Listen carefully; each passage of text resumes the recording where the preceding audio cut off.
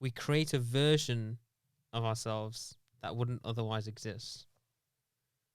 You mean with another person? Yeah. Yes. Yeah. Oh, That's, I feel, one of the most beautiful things. And generally speaking, having these reminders or mantras in your head of like, why am I doing what I'm doing? Like, why am I going on dating apps and meeting people? Why am I in this relationship right now? Why am I waking up in the morning? Why am I doing what I'm doing?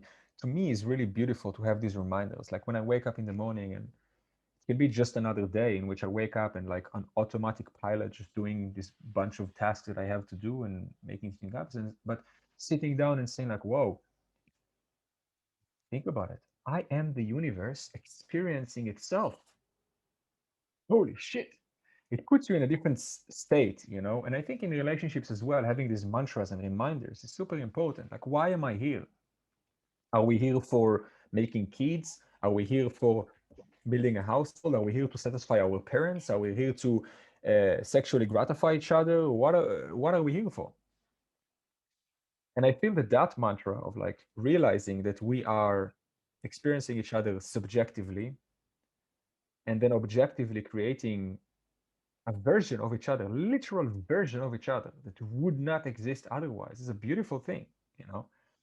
Um, and when we, it's another thing that I love to say often is that intentions is what makes something sacred. I had this conversation with my father the other day. What makes something sacred? And we spoke about how nothing is inherently sacred,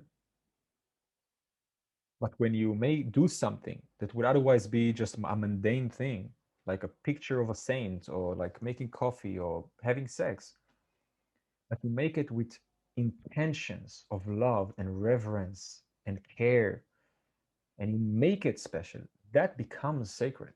You take responsibility for someone's health and well-being and spirit and heart.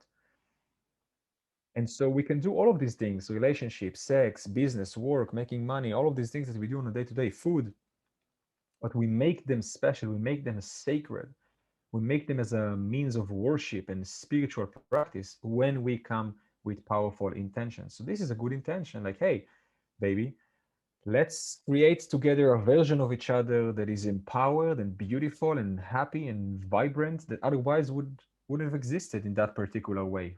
Fucking A, you know?